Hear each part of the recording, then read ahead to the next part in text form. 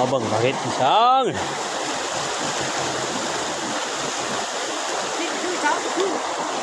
ฮะมาชูนี่แหละได้เลยเอาเฮ็ดไปแล้วแล้วไหลไปน้ำเลยว่าน้ำน่ะสั้นเป็นฟุตเหรอได้ป่ะ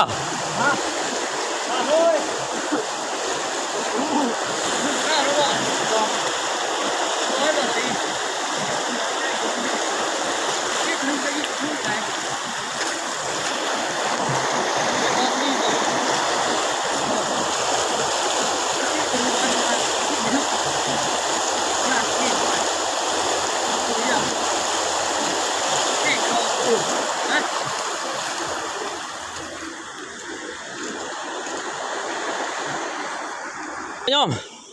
จะก็มาย่อมได้จักโตได้จักโตเบิ่งหัวทงมันนะหนึ่งสองทงโตหรือเปล่าเมื่อกี้น่ะนี่สามนี่สี่ห้าฮะเชื่อเขาไม่โอ้ยเด้แล้วพี่ตัวหนึ่งปรากฏอันนี้ปรากฏชุดผมไม่ได้ยิงเลยใช่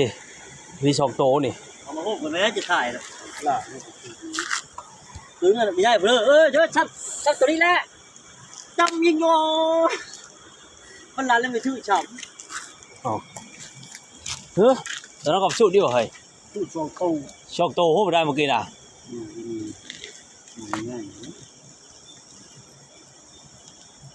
โอ้กว่าอ๋อในขวาผู้ใดขันยาพี่องค์ขี้คู่กระดกว่ะแต่ว่าเป็นตะพานนะครับได้เบอร์กระดองไปได้เดียวปุ้งเต้นเฉยๆโหปัดตอกเลยปัดตอกฮะก็ยิ่งคือลายแท้ใหญ่อยู่แค่ตัวใหญ่ๆดีไซน์สวยๆมันตัวนี้เลยโยมตัวนี้แหละลงไปดำเอาไหมอย่าตัวใหม่อีกอ่ะ